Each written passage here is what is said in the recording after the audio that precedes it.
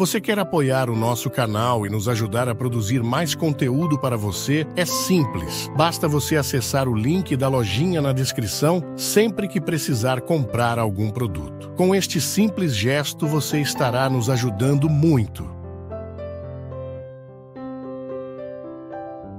A qualidade da nossa vida depende da qualidade de nossas escolhas, daquilo que nós estamos permitindo acontecer, né? Daquilo que estamos aceitando. Às vezes as escolhas são livres, às vezes não, mas é aí que entra essa capacidade de lucidez para olhar para a vida. Onde é que eu estou sendo livre?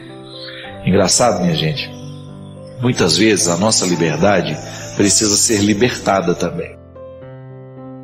Pode parecer contraditório isso, né?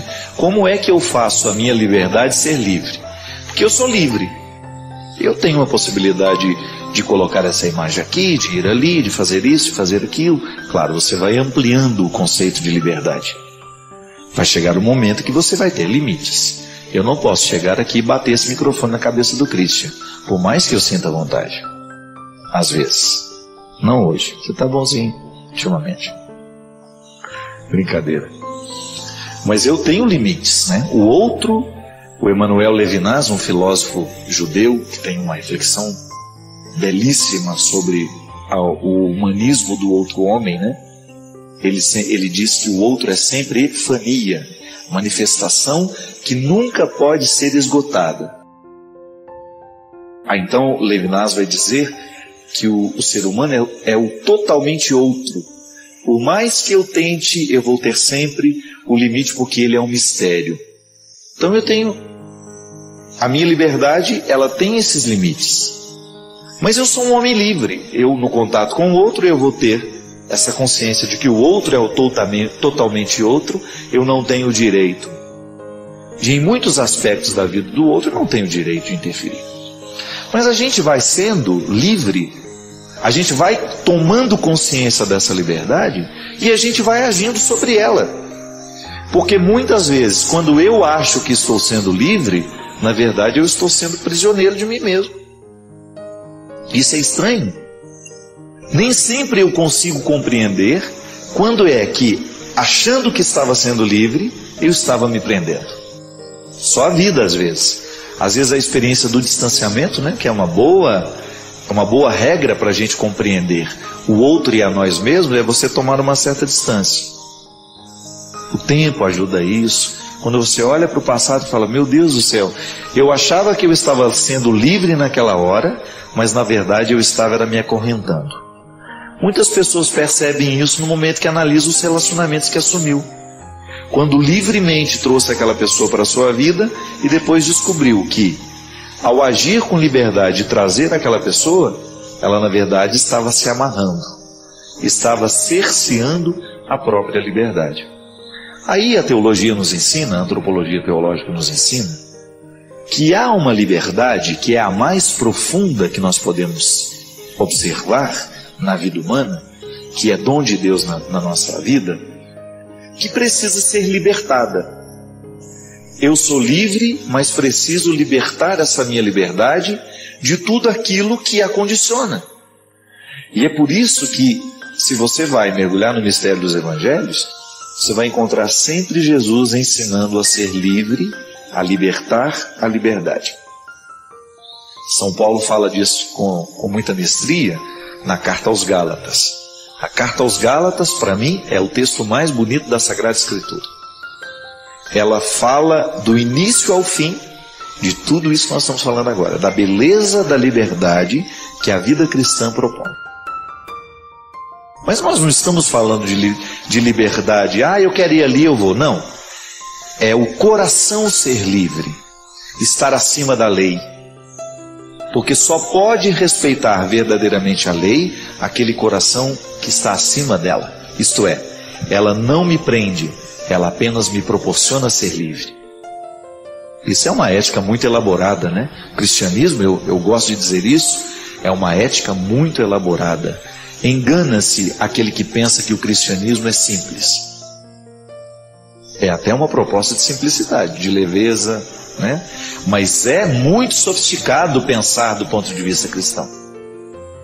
Imagina você que Jesus nos quer livres, mas obedecendo as regras. Aquilo que eu preciso compreender como normativo para a vida ser boa para todo mundo. O que é a regra social? É um normativo para que a vida seja boa. Para que nós temos que exercer a nossa cidadania? Porque eu sei que eu não tenho o direito de julgar um lixo num espaço que é público. Eu não tenho o direito de banalizar ou de pensar que o espaço público é meu. Então, ao usar com limite, eu estou sendo livre. Veja como isso parece contraditório. Então eu sou livre para julgar o papel no chão. Eu sou livre para julgar o lixo no rio. Sou. Mas quando eu jogo, ao invés de ser livre, eu estou sendo preso. Não é contraditório? Mas é profundo. Veja bem. Se eu sei que há uma regra de que aquele rio não pode ser poluído, eu posso julgar. Mas ao não julgar, é que eu sou realmente livre. Libertar a liberdade significa a gente entrar nesse contexto de profundidade da análise, né, de você olhar para você mesmo e pensar que a melhor maneira de ser livre, às vezes, é você se restringindo. É não permitir. É você colocar regras. É você delimitar o espaço, porque você é livre. E ao ser livre, você começa a viver com um pouco mais de qualidade as suas escolhas. Ah, padre, mas eu não sei. Às vezes eu acho que eu estou sendo livre. Cuidado. Você vai saber se está sendo livre ou não é por causa daquele estado de espírito que a sua escolha provoca dentro de você. Eu sou livre para fazer muitas coisas, mas eu sou muito mais livre para não fazer no momento em que eu analiso aquilo que me convém, aquilo que eu devo, aquilo que eu posso, não é? Ter a oportunidade de entrar na sua casa, na sua vida, entrar aí, na sua sala, no seu quarto, na sua cozinha, ter a oportunidade de nessa noite estabelecer esta comunhão. Comunhão que nos é oferecida pela fé. Toda vez que nós acreditamos da mesma forma, toda vez que nós nos encontramos na maneira como compreendemos as coisas, a nossa fé, na maneira como nós interpretamos Deus, como nós interpretamos a sua ação na nossa vida, nós nos acompanhamos, nós estabelecemos comunhão. Ainda hoje eu estava falando com uma amiga minha do quanto é bom a gente poder descobrir que uma pessoa tem a mesma percepção que nós. Não é assim? Quando você encontra alguém que enxerga aquela realidade do mesmo jeito que você, quando você descobre pontos de afinidade na maneira de interpretar o mundo, na maneira de interpretar as coisas, os fatos, é como se você diminuísse um pouco a sensação de estar só. Porque todos nós, por mais que nós tenhamos pessoas ao nosso lado, a gente sempre se sente sozinho em algum momento da vida. E a pior solidão é justamente quando nós não conseguimos dividir o que a gente é, o que a gente pensa e o que a gente sente. É muito bom quando nós encontramos alguém que nos compreende, que acomoda o nosso coração dentro dele, não é? Isso é a comunhão. Aliás, eu gostaria de começar pedindo desculpas a todos os telespectadores que de alguma maneira ficaram chateados comigo na semana passada. Eu dou razão, eu estava um pouco bravo na semana passada. Na verdade, eu estava falando um pouquinho disso na semana passada, na necessidade que nós temos de assumir a própria vida, de não sermos um peso na vida do outro. E eu tenho muito medo que algumas pessoas possam ter escutado isso, achando que eu estava dispensando-as, né? Não. A sua dor me interessa. Pode ser que num determinado momento eu tenha falado do jeito errado. Eu não gosto de ofender ninguém, não gosto de magoar ninguém, mesmo porque o carente tem que ter o direito de manifestar-se. A nossa carência é um peso muito grande dentro de nós. Mas também, claro, a gente precisa ser às vezes duro, ter uma palavra incisiva para a gente poder acordar, mas eu gostaria de dizer que todo mundo tem muito espaço dentro do meu coração e eu faço questão por uma imposição da minha missão de ser assim. Às vezes a vida fica pesada do lado de cá. E eu falava justamente disso, do quanto é importante na vida a gente ter alguém em quem a gente confie. É muito bom. É muito bom ouvir essa frase de alguém: eu estou aqui. No momento da fraqueza, no momento da fragilidade, no momento do sofrimento, a gente olhar para o lado e a gente poder saber que existe alguém pronto para estar conosco. Você sabe que a grande sedução de Jesus, a grande sedução que ele exercia na vida das pessoas, era justamente estabelecer-se como uma presença real, concreta. Era um amigo de verdade. Um Deus manifestado humanamente, extremamente terno, amoroso, misericordioso. Porque na vida nós precisamos disso. Nós precisamos de alguém que esteja disposto a ouvir o nosso conflito, o nosso dilema. E quem sabe, nos ouvindo, nos dê uma palavra e, ao nos dar essa palavra, diminua a nossa solidão. É muito bom quando a gente encontra alguém que compreende o que a gente está sentindo. É muito bom quando na vida a gente tem essa sorte. No momento da minha dor, eu encontrei alguém que falou justamente aquilo que eu precisava ouvir. O que é essa palavra que a gente precisava ouvir? A palavra que nos acolhe. É a palavra que nos dá aquela tranquilidade, é aquela palavra que, mesmo sem retirar o sofrimento de nós, ela nos coloca serenidade. Porque quando a gente sofre com serenidade, fica diferente. Eu estou aqui. Escutamos alguém nos dizendo isso e esta palavra teve um efeito sobre nós. É isso que hoje eu gostaria de dizer a você. Você que já me acompanha há tantos anos, que me viu começando aqui na Canção Nova, que me viu alçando grandes voos e que me vê aqui hoje. Quero renovar com você o meu compromisso de padre. Quero renovar com você o meu compromisso de ser diretor espiritual aqui quando posso, com os meus limites, com as minhas impossibilidades, mas também com aquilo que Deus me concedeu. Quero renovar aqui o meu compromisso com você. Você que acredita naquilo que eu digo. Você que se sente confortado com aquilo que eu lhe ofereço toda quarta-feira. Você que de alguma forma dedica o seu tempo para me acompanhar, para ler o que eu escrevo. Quero estar comprometido com você. E quero lhe apresentar aquele que me traz aqui.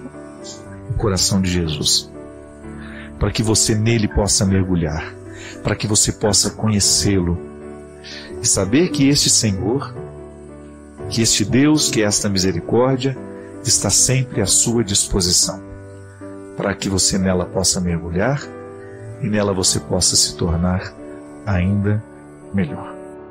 Ter a oportunidade de entrar na sua casa, na sua vida, entrar aí na sua sala, no seu quarto, na sua cozinha, ter a oportunidade de nessa noite estabelecer esta comunhão. Comunhão que nos é oferecida pela fé. Toda vez que nós acreditamos da mesma forma, toda vez que nós nos encontramos na maneira como compreendemos as coisas, a nossa fé, na maneira como nós interpretamos Deus, como nós interpretamos a sua ação na nossa vida, nós nos acompanhamos, nós estabelecemos comunhão. Ainda hoje eu estava falando com uma amiga minha do quanto é bom a gente poder descobrir que uma pessoa tem a mesma percepção que nós. Não é assim? Quando você encontra alguém que enxerga aquela realidade do mesmo jeito que você, quando você descobre pontos de afinidade na maneira de interpretar o mundo, na maneira de interpretar as coisas, os fatos, é como se você diminuísse um pouco a sensação de estar só. Porque todos nós, por mais que nós tenhamos pessoas ao nosso lado, a gente sempre se sente sozinho em algum momento da vida. E a pior solidão é justamente quando nós não conseguimos dividir o que a gente é, o que a gente pensa e o que a gente sente. É muito bom quando nós encontramos alguém que nos compreende, que acomoda o nosso coração dentro dele, não é? Isso é a comunhão. Aliás, eu gostaria de começar pedindo desculpas a todos os telespectadores que de alguma maneira ficaram chateados comigo na semana passada. Eu dou razão. Eu estava um pouco bravo na semana passada. Na verdade, eu estava falando um pouquinho disso na semana passada, na necessidade que nós temos de assumir a própria vida, de não sermos um peso na vida do outro. E eu tenho muito medo que algumas pessoas possam ter escutado isso, achando que eu estava dispensando-as, né? Não. A sua dor me interessa. Pode ser que num determinado momento eu tenha falado do jeito errado.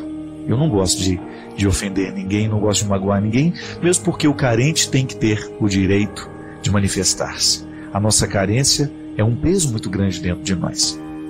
Mas também, claro, a gente precisa ser às vezes duro, ter uma palavra incisiva para a gente poder acordar. Mas eu gostaria de dizer que todo mundo tem muito espaço dentro do meu coração e eu faço questão, por uma imposição da minha missão, de ser assim. Às vezes a vida fica pesada do lado de cá. E eu falava justamente disso, do quanto é importante na vida a gente ter alguém em quem a gente confie. É muito bom. É muito bom ouvir essa frase de alguém: eu estou aqui. No momento da fraqueza, no momento da fragilidade, no momento do sofrimento, a gente olhar para o lado e a gente poder saber que existe alguém pronto para estar conosco. Você sabe que a grande sedução de Jesus, a grande sedução que ele exercia na vida das pessoas, era justamente estabelecer-se como uma presença real, concreta. Era um amigo de verdade. Um Deus manifestado humanamente, extremamente terno, amoroso, misericordioso. Porque na vida nós precisamos disso. Nós precisamos de alguém que esteja disposto a ouvir o nosso conflito, o nosso dilema. E quem sabe, nos ouvindo, nos dê uma palavra, e ao nos dar essa palavra, diminua a nossa solidão. É muito bom quando a gente encontra alguém que compreende o que a gente está sentindo. É muito bom quando na vida a gente tem essa sorte. No momento da minha dor, eu encontrei alguém que falou justamente aquilo que eu precisava ouvir. O que é essa palavra que a gente precisava ouvir? A palavra que nos acolhe. É a palavra que nos dá aquela tranquilidade, é aquela palavra que, mesmo sem retirar o sofrimento de nós, ela nos coloca serenidade. Porque quando a gente sofre com serenidade, fica diferente. Eu estou aqui. Escutamos alguém nos dizendo isso e esta palavra teve um efeito sobre nós. É isso que hoje eu gostaria de dizer a você. Você que já me acompanha há tantos anos, que me viu começando aqui na Canção Nova, que me viu alçando grandes voos e que me vê aqui hoje. Quero renovar com você o meu compromisso de padre. Quero renovar com você o meu compromisso de ser diretor espiritual aqui quando posso, com os meus limites, com as minhas impossibilidades, mas também com aquilo que Deus me concedeu. Quero renovar aqui o meu compromisso com você. Você que acredita naquilo que eu digo. Você que se sente confortado com aquilo que eu lhe ofereço toda quarta-feira. Você que de alguma forma dedica o seu tempo para me acompanhar, para ler o que eu escrevo. Quero estar comprometido com você. E quero lhe apresentar aquele que me traz aqui.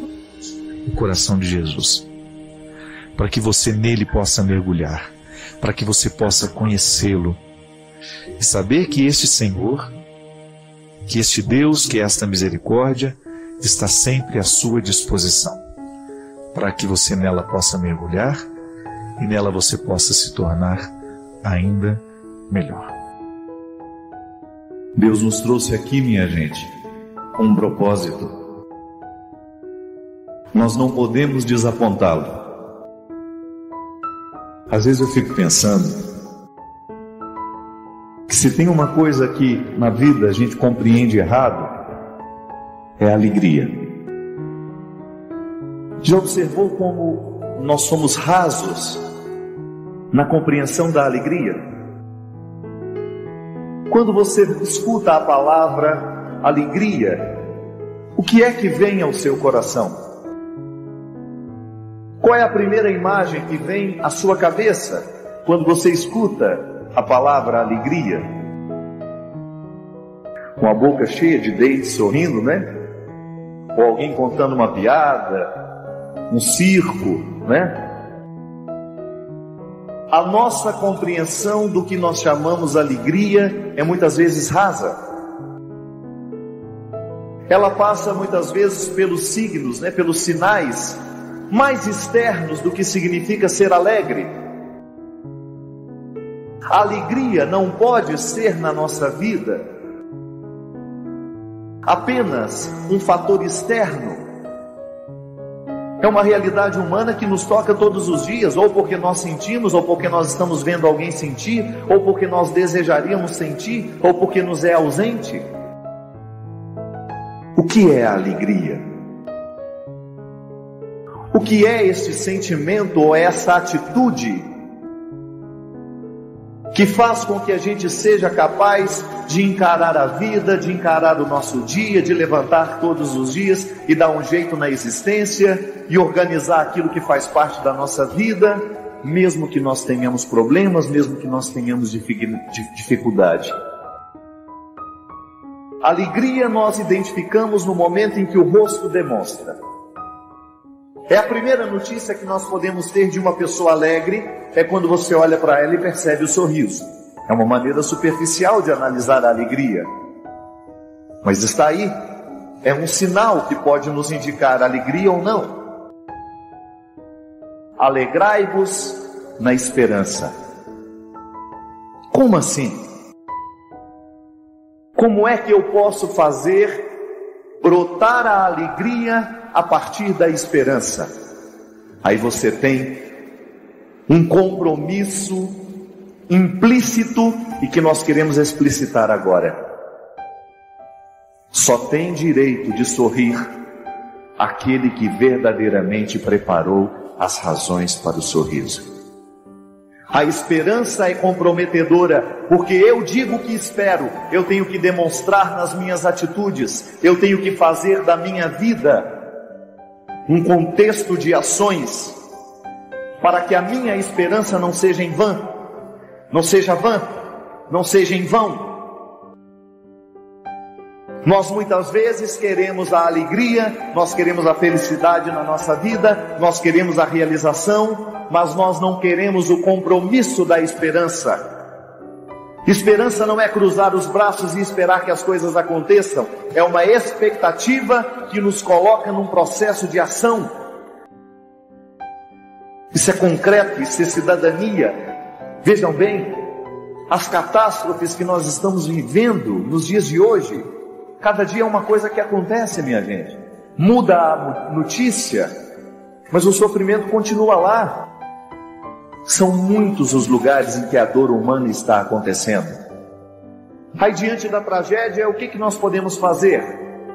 Como é que nós podemos ajudar a reconstruir a alegria daqueles que estão destruídos? Pela esperança. Devolvendo a esperança. Mas como é que essa esperança pode ser devolvida? Através de atitudes concretas. Alguma coisa precisa ser feita, porque senão a esperança ela é vã. Ela não toca, ela não acontece, ela não nos convence. A esperança, minha gente, é uma construção. Assim como nós precisamos lançar alicerces para que a casa não caia, a gente precisa tomar cuidado de todas as ferragens, de todo o material que está sendo usado para que essa construção continue de pé. Mas se nós quisermos a alegria sem os comprometimentos da esperança, nós vamos ficar desiludidos. Ter a mente e o coração em Cristo Jesus é a gente estar atento a tudo aquilo que a gente precisa fazer para que o que a gente espera possa verdadeiramente se concretizar na nossa vida. Quanta tristeza vem morar dentro de nós, impedindo a chegada das alegrias, justamente porque a gente não soube esperar do jeito certo.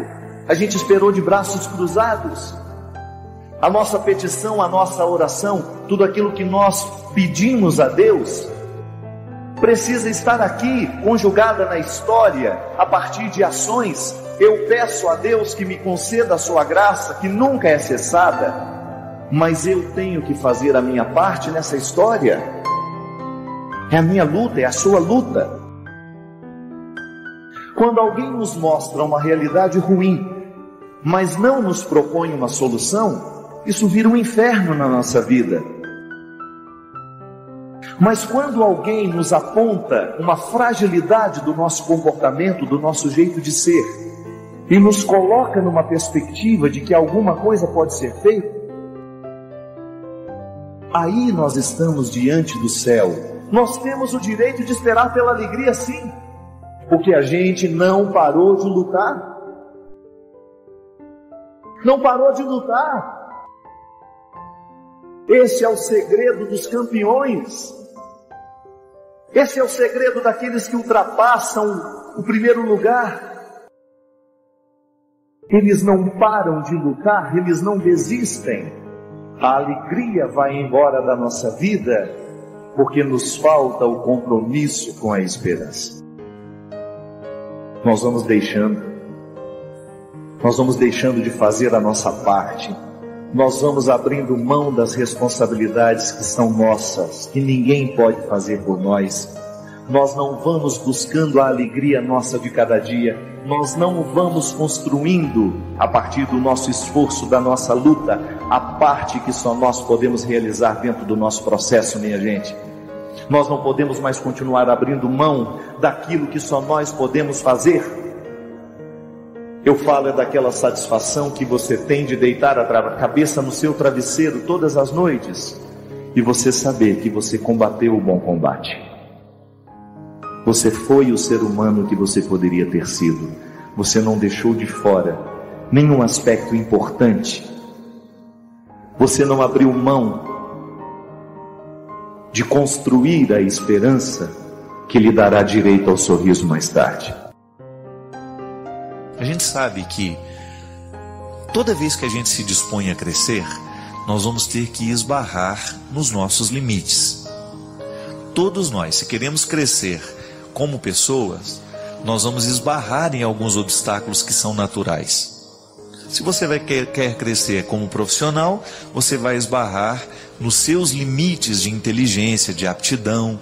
E aquele que está ajudando você a vencer a etapa para poder alcançar uma promoção, um crescimento maior dentro do seu trabalho, vai saber como fazer para que você possa vencer aquele obstáculo referente àquela realidade.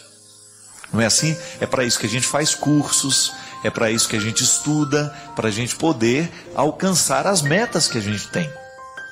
Na direção espiritual acontece mais ou menos da mesma forma. Só que os obstáculos que nós vamos lidar dentro do contexto da direção espiritual é tudo aquilo que está nos impedindo a avançar espiritualmente. Então é por isso que o diretor espiritual, antes de qualquer coisa, ele precisa conhecer bem a história da pessoa que ele está dirigindo. Vale aquela regra de ouro, da hermenêutica. Todo texto pede um contexto. Eu não posso analisar um problema de ordem espiritual se eu não conheço o contexto em que este problema está situado. É por isso que a direção espiritual requer conversa, partilha. E por isso que é bom você fazer a direção espiritual com alguém que lhe conheça, com alguém que olhe nos seus olhos de vez em quando. Muita gente fica querendo direção espiritual online, através do e-mail, é muito perigoso isso, porque quando você me conta um problema que você tem, eu posso até ter indícios de como lhe ajudar, mas muitas vezes um e-mail, uma carta, uma conversa assim, ela é muito pouco, oferece muito poucos elementos para a gente poder analisar o contexto maior. Então aqui, por exemplo, nós respondemos muitas perguntas, mas nós temos consciência que ao responder essas perguntas, essas dificuldades que as pessoas enfrentam, nós não conseguimos abarcar a totalidade da realidade da pessoa. Então a gente dá uma palavra, a gente joga uma luz sobre a situação que era daquela pessoa que nos escreveu o e-mail, de repente é a mesma de uma pessoa que nunca nos escreveu, mas que está assistindo o programa. Então esse modelo de direção espiritual que acontece aqui, não é o mesmo que vai acontecer no nosso dia a dia, porque no nosso dia a dia, a gente tem metas para alcançar do ponto de vista espiritual. E aquele que nos dirige, ele vai facilitar através de conversas, através de momentos de orientação, para que a gente possa chegar a essas metas. Então, eu tenho lá os meus obstáculos na minha vida espiritual. Digamos que eu tenho uma dificuldade de me concentrar na minha oração, ou eu tenho dificuldade de lidar com Deus no momento das minhas dificuldades. Então, esse é um aspecto importantíssimo para ser trabalhado numa direção espiritual. O diretor espiritual vai me ajudar a vencer esses obstáculos através de conversas. Ele vai orientar um pouco o meu jeito de rezar, conhecer o meu jeito de rezar e comigo construir cada vez mais a minha identidade cristã. Isso hoje é muito difícil acontecer, minha gente. A direção espiritual, ela não tem acontecido na vida da igreja como poderia acontecer. Primeiro, por causa da falta de tempo. É um padre só para acompanhar uma comunidade inteira. Às vezes é uma religiosa para acompanhar um grupo imenso de pessoas. Então, o que a gente vai fazendo? Já que eu não tenho a oportunidade de ter esse diretor espiritual presencial, de ter com ele um encontro regular, a gente vai se alimentando de tudo aquilo que a igreja nos oferece. Aí a gente volta ao início do programa. A nossa participação na Eucaristia já pode ser um passo para essa direção espiritual. Como? Eu vou viver a liturgia diária, vou à missa assim que tenho oportunidade e vou ouvir a pregação do Padre. E vou permitir que aquela palavra atinja a minha vida. Começo a seguir os passos, o meu projeto de caminhada, a partir da pregação do Evangelho. De repente um livro, nós temos muitos livros de espiritualidade que são importantíssimos nesse nosso itinerário de crescimento. E aí você tem autores consagrados da espiritualidade. São João da Cruz. São João da Cruz tem obras belíssimas sobre este itinerário espiritual. Teresa d'Ávila, Santa Teresinha do Menino Jesus. Ainda essa semana nós estávamos nos recordando de uma obra clássica que se chama Mostra-me Teu Rosto, né? Do Inácio Larrañaga. O Inácio Larrañaga ensinou muita gente a rezar por esse mundo afora. Ensina ainda, né? Porque ele é vivo e tem toda a sua obra aí. Muitos de nós fomos formados, do ponto de vista espiritual, com as influências do Inácio Larrañaga, com suas obras, com seus escritos. Então veja bem, nós precisamos buscar uma água limpa para a gente poder matar a nossa sede. Volto a dizer, nada vai substituir a nossa vida na igreja. Nada vai substituir a nossa caminhada de cristãos. A nossa vida em comunidade, o nosso dia a dia na nossa participação e na nossa vivência de fé. Agora nós temos os paralelos que nos ajudam também. São as adjacências, né? Um livro que você lê, um autor que você sabe que é sério, que leva a sério esta missão de orientar as pessoas do ponto de vista espiritual, que nos indica caminhos, porque às vezes eu estou lendo um livro e Deus coloca aquele livro na minha mão, não é para lê-lo todo. Eu preciso lê-lo todo para poder chegar àquela parte que Deus havia reservado para mim. Quantas vezes você tem essa sensação, né? Está lendo o livro e de repente aquela frase fica toda iluminada diante dos seus olhos e você tem aquela nítida sensação: eu precisava ler esta parte. E aí alguma coisa dentro de você fica mais leve. É como se você tivesse passado pela oportunidade de ser retirado daquele obstáculo que antes lhe prejudicava. Veja bem, a direção espiritual acontece assim. Assim, às vezes no programa, você está assistindo, você escuta uma frase que você tem a nítida sensação de que retirou o peso que antes pesava sobre você. Ou então você ganhou a chave para interpretar aquele problema que você tinha e não estava sabendo interpretar do jeito certo. Às vezes, ouvindo o que eu estava dizendo para uma outra pessoa, você descobre alguma coisa de muito importante que vai ajudar você numa decisão que você precisa tomar. Ou então alguma coisa que provoca em você uma alegria, uma vontade de viver, que você tem a nítida sensação de que foi voz de Deus na sua vida. Isso é direção espiritual. quando nós vivemos esse itinerário para a gente poder chegar ao lugar que Deus preparou para nós. Muitas pessoas deixam de chegar lá, deixam de crescer do ponto de vista espiritual justamente porque não tem com quem partilhar. A partilha é muito importante, meu irmão. Nós precisamos muito desabafar. Todo mundo na vida tem a necessidade de desabafar. Chega um momento em que a gente não dá conta de ficar com tudo sozinho. A gente precisa de alguém que nos escute, ou às vezes a gente precisa de alguém que nos fale. E a direção espiritual nos dá essas duas oportunidades, de dizer e também de sermos ouvidos. Sua participação é crucial. Compartilhe suas ideias nos comentários. Inscreva-se para mais inspiração e convide outros a fazerem parte dessa jornada de crescimento.